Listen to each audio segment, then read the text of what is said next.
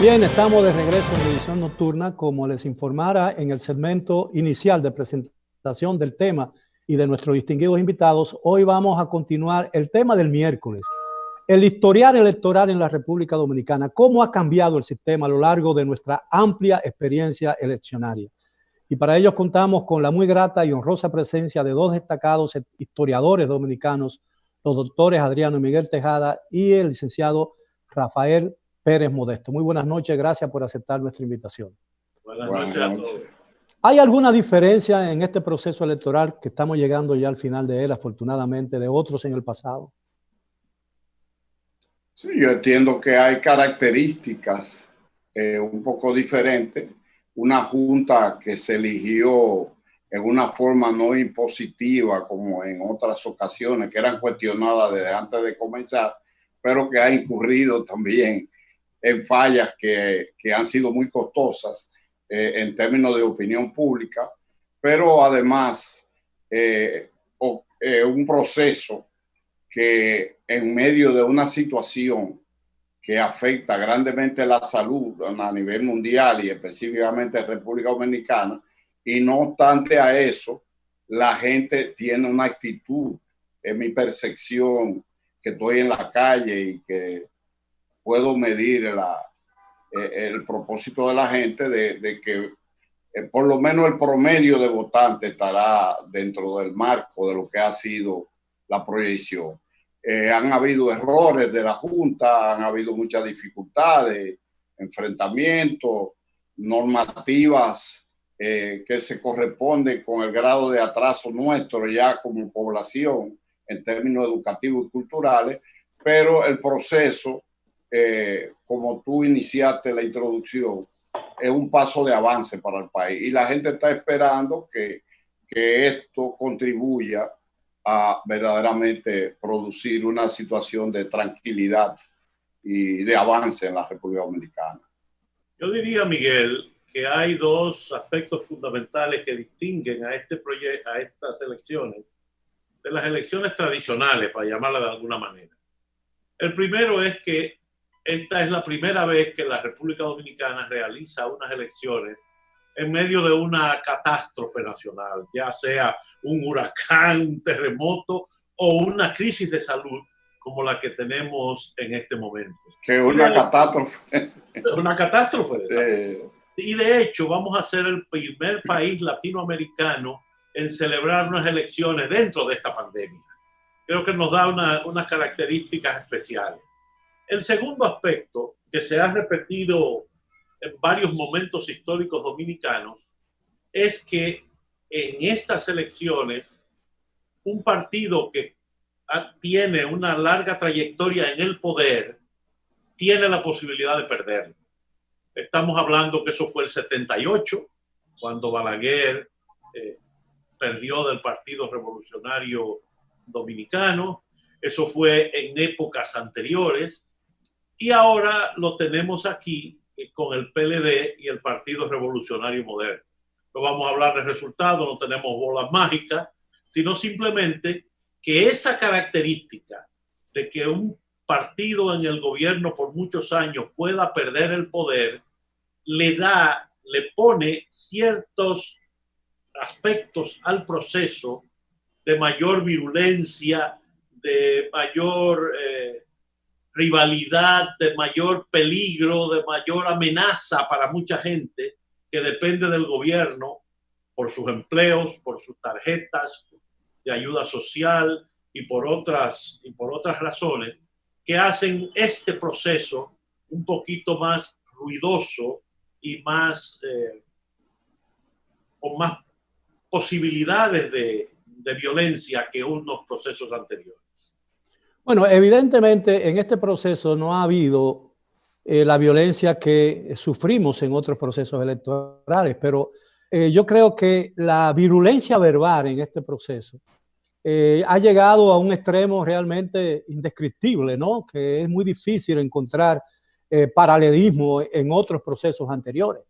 Aquí hemos escuchado cualquier cosa. Ahora, ¿de qué manera eso puede afectar las relaciones postelectorales? Porque de este proceso saldrá un ganador y saldrán algunos perdedores. pero el país necesita reconciliarse, ¿no? De alguna manera, porque si no se reconcilia el país en medio de la situación específica y muy particular que estamos viviendo, es posible que nos vaya a resultar muy difícil recuperarnos económicamente después de todo esto. Yo entiendo que, en primer lugar, las fuerzas políticas participantes, las dos que tienen más proyección, deberán tener el grado de madurez y la conciencia de que se va a una contienda donde no necesariamente el que participe va a ganar, o uno de los dos puede ganar, o puede haber una segunda vuelta. De eso son las posibilidades que se manejan. Y en segundo lugar, el rol que juegue la Junta Central Electoral. Ya tenemos el antecedente de que estaba previsto en febrero se produjera una primera ronda de votaciones y hubo un fracaso admitidamente producto de la ineficiencia técnica que tuvo que admitir la propia Junta y que organismos internacionales así lo vieron. En segundo lugar, dependerá mucho también de la población, la participación de la población y los resultados que hayan en las elecciones. O sea, un margen muy estrecho provoca naturalmente ciertas fricciones. Un margen amplio o un margen que no permita que una fuerza política se vaya en primera vuelta es un asunto que se discute y que no hay certeza de que se pueda imponer de una manera clara, a pesar de que han habido encuestas que así lo afirman, hay otras que no. A mí me parece, Miguel, que hay dos cosas. La falta de violencia en la campaña no ha sido una obra de la decencia de los partidos, sino de las condiciones de salud. El pueblo ha estado prácticamente acuartelado por la duración de la campaña electoral. Afortunadamente, ¿no? Afortunadamente. La campaña electoral ha tenido que basarse básicamente en anuncios por internet, por televisión y por la radio y prensa escrita, más que el típico caravaneo donde hay el contacto físico de las multitudes y que genera en el calor de la caravana la violencia que hemos vivido en otros procesos electorales. Pero eso ha sido sustituido por una campaña de denuestos. Es sintomático de este tipo de campaña el hecho de que los partidos no le han hecho caso a sus propuestas electorales. Prácticamente las han olvidado. Aquí se han propuesto promesas, pero no se ha dicho cambios institucionales importantes que haya que hacer en el país. ¿Qué usted va a hacer con diferentes asuntos que se manejan en la opinión pública con mucho interés y mucha participación, y sin embargo al liderazgo político le importa muy poco todo eso? Entonces se van a la descalificación personal, no solamente a nivel presidencial.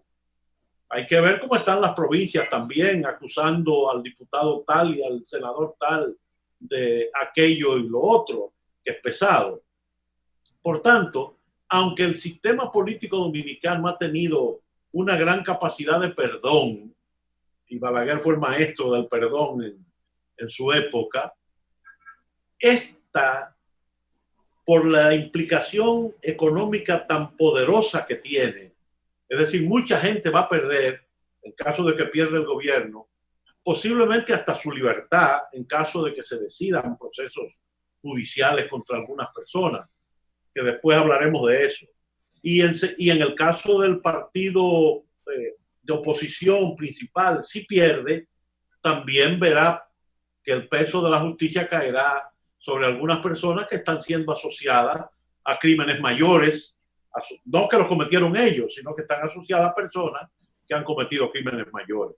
O sea que el país, quizás la pandemia nos ayude a darnos un respiro de un par de meses más y que bajen los humores de los políticos después del resultado electoral. Ahora, en el pasado, los conflictos resultantes de los procesos electorales no fueron el resultado de una mala conducta de los dominicanos, en el sentido de que el día electoral, el día de las elecciones, la gente acudió masiva, tranquila y espontáneamente a sus centros de votación, luego se fue a su casa a esperar los resultados. Los problemas vinieron después, cuando comenzó el conteo de los votos, cuando la realidad se le hizo muy dura a muchas personas, ¿no? Y a muchos candidatos. Yo espero que eso no ocurra en esta oportunidad. ¿Creen ustedes que en el nivel en que nos encontramos, en la situación muy caliente, ¿no? Que hay mucho fuego por el medio, en una situación como esa pueda darse nuevamente en el país? Yo espero que no. No, yo estoy seguro que no. Yo estoy primero por muchísimas razones.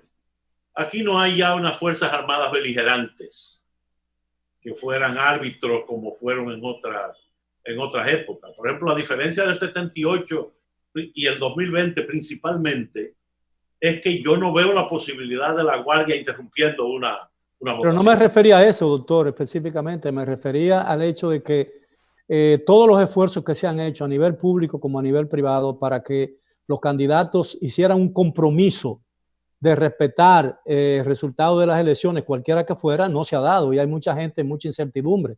Ni se va a dar porque todos están preparados para el fraude. Sí, pero también en otras ocasiones, Adriano, ha habido acuerdos firmados que no se han cumplido. Por eso. Exacto. Entonces, lo que vale más es lo que suceda, el acontecimiento, la conducta de la población, dirigida obviamente por sectores determinados, y el comportamiento de la cúpula partidaria, y además que haya una vigilancia. Es un aspecto nuevo que no tomamos en consideración al principio. No hay una representatividad de vigilancia internacional suficiente, y todo va a depender de sectores internos que uno no tiene por qué descalificarlo, pero que crean cierta suspicacia en determinados grupos. Pero yo espero que la situación pueda desenvolverse en un ámbito de que se respeten los resultados electorales en este país.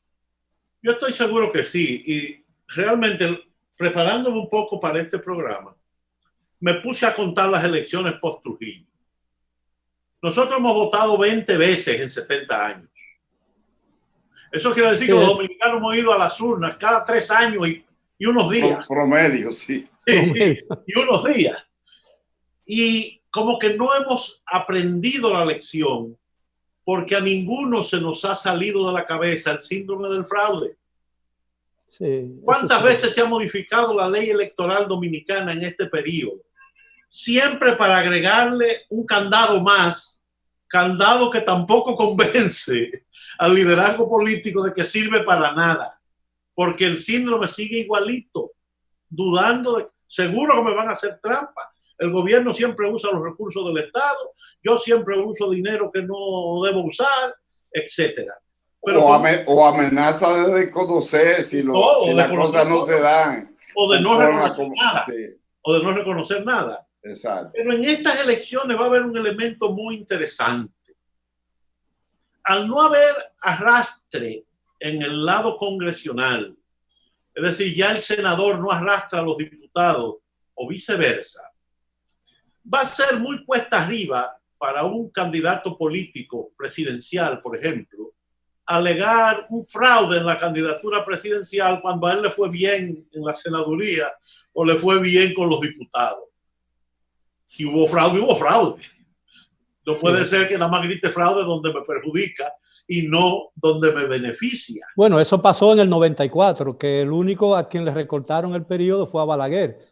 A pesar de que eran elecciones generales, se votaba en una sola boleta. Y solamente hubo fraude para lo presidencial. Esas son las cosas que ocurren en la República Dominicana.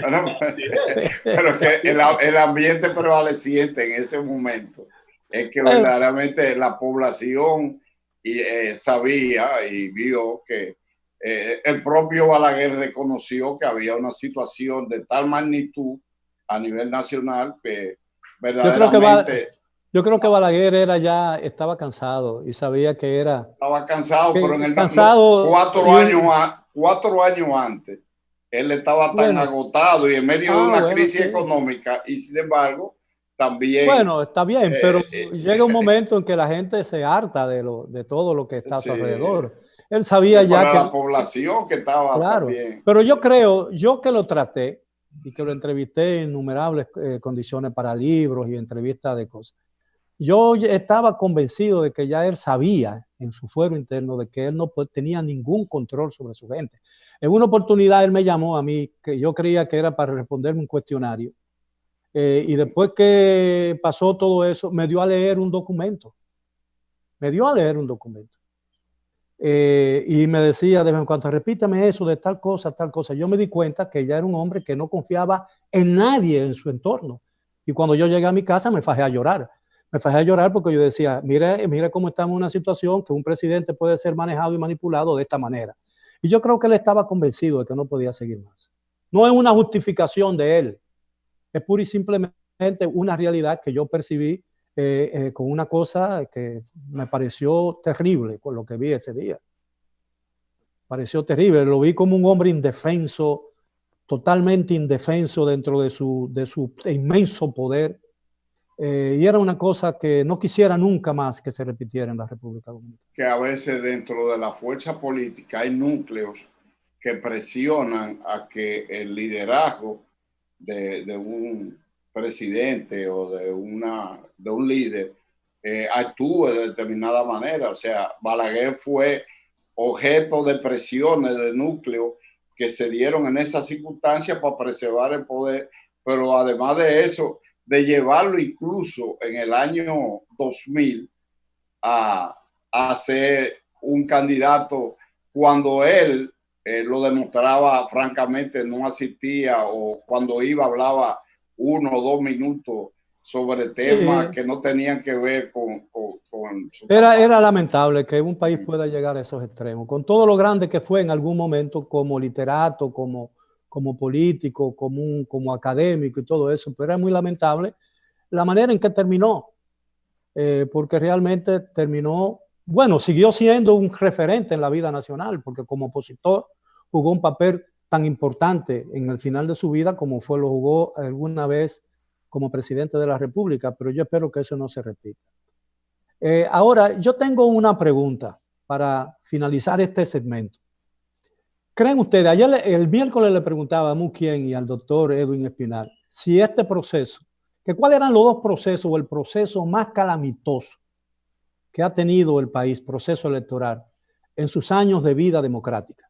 Vamos a hablar de eso cuando regresemos después de la pausa, con el permiso de ustedes. A los amigos televidentes, continúen con nosotros, estaremos de vuelta dentro de un breve momento.